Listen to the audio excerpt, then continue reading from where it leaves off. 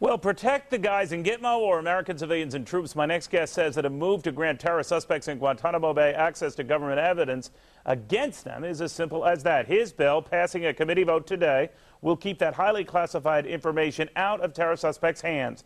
He is House Armed Services Committee Chairman Duncan Hunter. Mr. Chairman, good to have you back.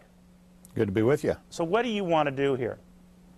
Well, this bill that passed 52 to 8 passed the Armed Services Committee today. It will go to the several other committees and then to the House floor for passage. This is the bill that sets up the terrorism tribunals. The President asked us to put together a structure that he can use to prosecute people like Khalid Sheikh Mohammed, who has allegedly planned the 9/11 attack on the United States. He needs to have a court structure in place that is specifically designed to do that, and we gave him that structure today. The difference between the bill that passed, the bill that I offered, and what the Democrats offered was this.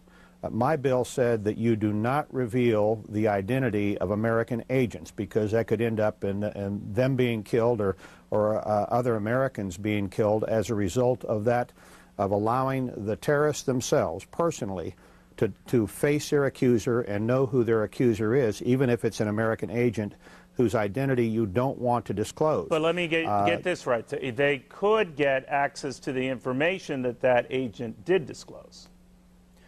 They can know some of the information. It has to be in what is known as redacted form. Right, that is, right. if it's got particular aspects to it that would compromise American security, you pull that out, so you edit the information.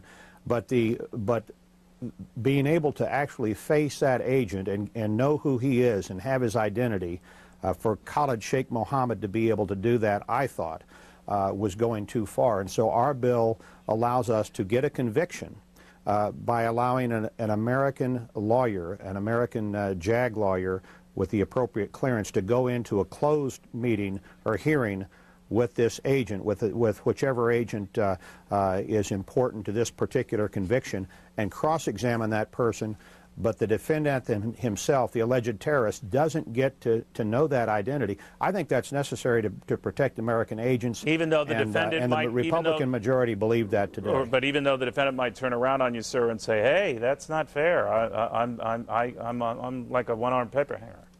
The argument by Democrats was that we're going to have appeals that are going to end up in the with these cases being overturned, and that's a risk that we take because we didn't let the terrorist see the person who was accusing him. I said that the bigger risk was the death of American agents or the deaths of large numbers of Americans as a result of compromised information. I see. Mr. Chairman, thank you.